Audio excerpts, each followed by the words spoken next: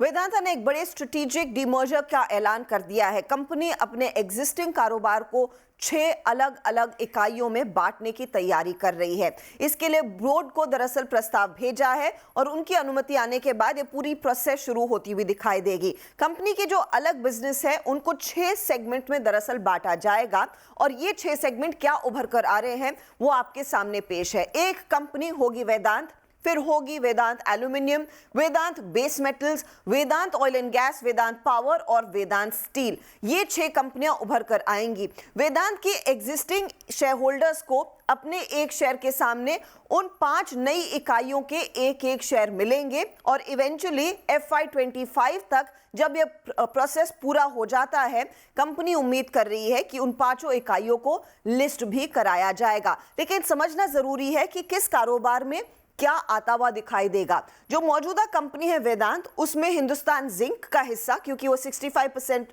Share holder वेदांत ही है, semiconductor का आने वाला कारोबार, कंपनी की डिस्प्ले यूनिट और स्टेनलेस स्टील कारोबार वेदांत का हिस्सा बनेंगी। एल्यूमिनियम कारोबार में कंपनी के जो एल्यूमिनियम एसिड्स है वो जाएंगे और साथ ही साथ बाल्को का 51% हिस्सा भी इधर ही जोड़कर देखा जाएगा। बेस मेटल कारोबार में कंपनी के डाउनस्ट्रीम कॉपर एसिड्स और जिंक का इंटरनेशनल बिजनेस जुड़ता हुआ दिखाई देगा और वो बेस मेटल की इकाई खड़ी हो रही है।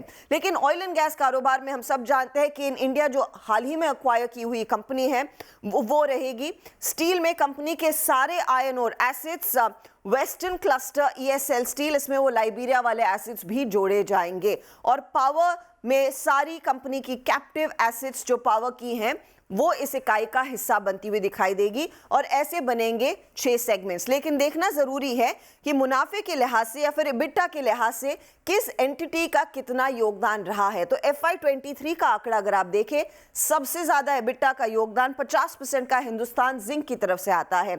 उसके बाद आता है वेदांता ऑयल एंड गैस 22%, फिर वेदांत एल्यूमिनियम 16% पर है और बाकी तीनों इकाइयों का 3 से 5% तक का योगदान EBITDA में रहा है एग्जिस्टिंग वेदांत की बुक्स पर।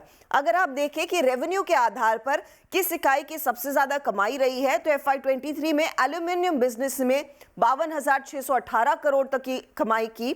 वहीं फिर आया वेदांत, उसके बाद base metals, oil and gas और बाकी 2 एंटिटीज आपके सामने है। ये इनका FY23 तक रेवेन्यू रहा है। लेकिन इस रीस्ट्रक्चरिंग के फायदे क्या रहेंगे? सबसे पहले कंपनी कहती है कि अपने कॉर्पोरेट स्ट्रक्चर को कंपनी आसान कर रही है अपने बिजनेस को स्प्लिट करके।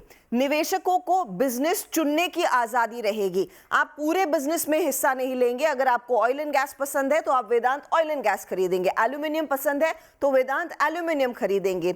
लेकिन साथ ही हर इंडिविजुअल यूनिट को मौका मिलेगा अपने बिजनेस को स्केल करने का, अपनी खुद की स्ट्रैटेजी बनाने का और वहां पर अतिरिक्त चाहे तो पूंजी डालने का।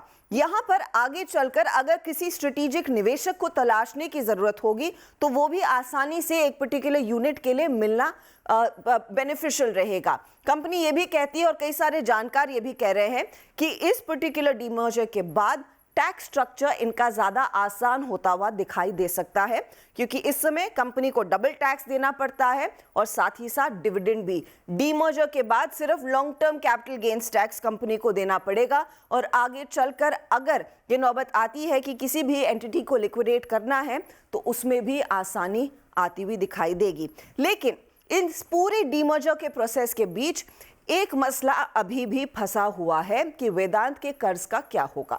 कंपनी पर करीब $6.8 बिलियन ये वेदांत ग्रुप पर कर्ज है, जिसमें से कुछ FY24 के सेकेंड हाफ यानी कि अगले 6 महीनों में $1.4 बिलियन इनको चुकाना है और FY25 तक $3 बिलियन चुकाना है। अब इस पर कोई साफ राय नहीं निकल कर आई है कि कंपनी ये कैसी करती हुई दिखाई देगी, लेकिन यही माना जा रहा है डीमर्जर के बाद कंपनी शायद एक स्ट्रेटेजिक निवेशक ला सकती है, कुछ स्टेक सेल कर सकती है और वो मदद करेगा इनके कर्ज को कम करने के लिए।